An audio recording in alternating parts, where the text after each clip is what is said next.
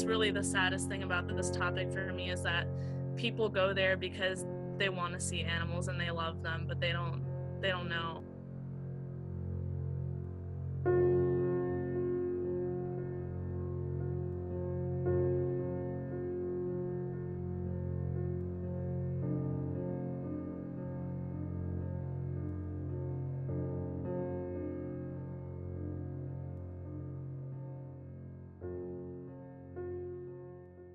I like seeing all the dolphins and going to the dolphin show because I like all the underwater animals, and I really like seeing the polar bears when you go underneath to look up above and you see all the seals and manatees and penguins swimming.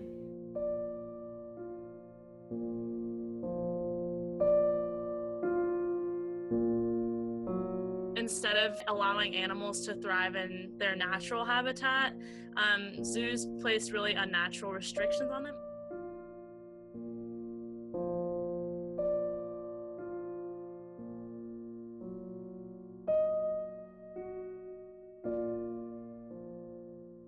Polar bears in zoos are typically confined to spaces that are a millionth the size of their natural habitats. So can you imagine living in, I don't even know what a millionth size of your home would be.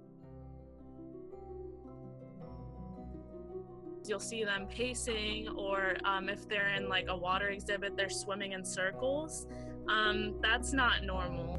I like how zoos have so many different attractions. They give them a place to live and they feed them, and they have trainers and they are able to interact with other animals of their same species. Basically can just operate on the premise of, we have animals, come look at them. A lot of zoos use their funds to work on things that, aren't really helping the animals. It's basically things to attract visitors, cosmetics improvements like landscaping, refreshment stands, gift shops, basically things that are they don't benefit the animals at all. And that just goes to show that they really don't care about the well-being of the animals.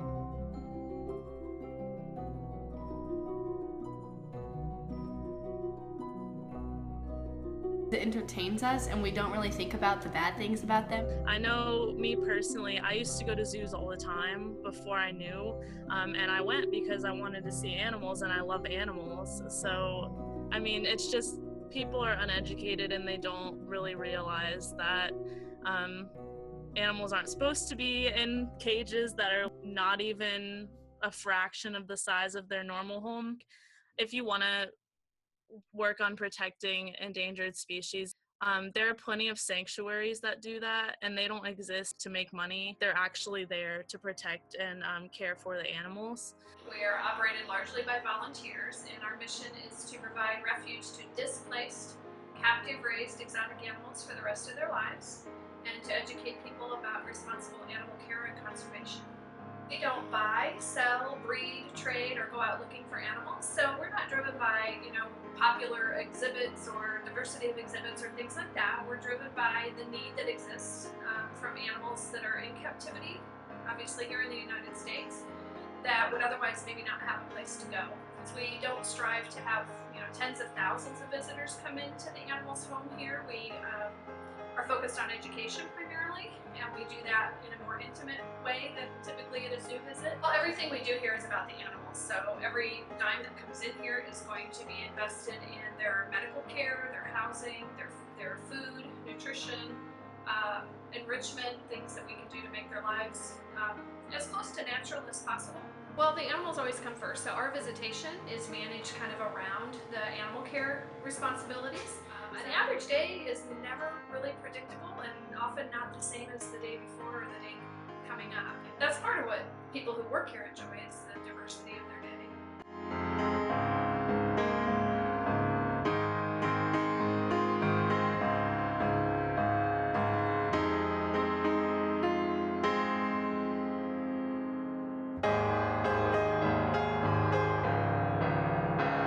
I always try to put myself in the situation of the animals, because that's really how you can get that perspective in there.